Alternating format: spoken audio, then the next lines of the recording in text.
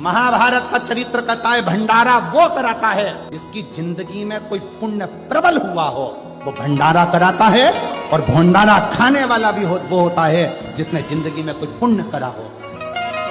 आजकल एक नया ट्रेक आ गया, हर व्यक्ति अपनी प्रवचन में कहता भंडारा मत खाना पाप लग जाएगा, प्याज खा जाना पाप नहीं लगेगा, लोगों का मकान खा जाओ पाप नहीं लगेगा, लोगों की प्रॉपर्टी खा जाओ पाप नहीं लगेगा, भंडारा खा गए तो पाप लग गया। फिर किसी ने कहा भंडारा कराने वाले के पास जो धन आता है ना जाने कैसा कैसा आता है और उसका भाग खाते हो। अगर गलत धन आया होता तो वह जिंदगी में भंडारा नहीं करता, कहीं किटी पार्टी मना रहा होता। अगर गलत धन आता तो भंडारे में नहीं लगता, उसका गलत धन कहीं होटल में, बियर में, दारू में और कहीं मांसाहार में लगता।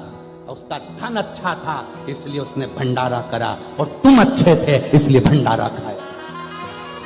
उसे भंडारा पाना चाहिए कि नहीं, ऐसा लिखना चाहिए। तो जो विरक्त है, भगवद आश्रित है, अब वो चाहे भिक्षा से पेट भरे या भंडारे से, वो अलग अलग फिर स्थिति होती है। जो भजनानंदी जन होते हैं वो भिक्षा वृत्ति स्वीकार करते हैं, क्योंकि भंडारे में कई तरह के अन्न का प्रयोग हो सकता है। मान लो किसी ने बड़ा पाप किया, 1,00,000 2 लाख कि चलो संतों को भंडारा, तो वो पाप का हिस्सा फिर बुद्धि में भ्रष्टता पैदा।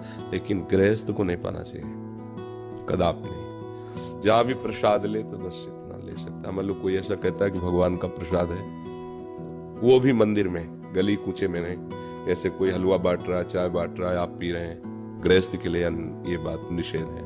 आप भक्त हैं, आप कमाइए गृहस्थ में और 4 को खिलाइए, धाम आए हो, आपको खाने की जरूरत नहीं है। आप उपवास कीजिए, आप अपने पैसे से खाइए, तो उससे धाम आयो, तीर्थ आयो, मंगल करने के लिए आयो। तो आप परिक्रमा में बट रही कचौड़ी पूड़ी हलवा या कहीं कुछ ऐसा बिल्कुल नहीं खाना पीना चाहिए।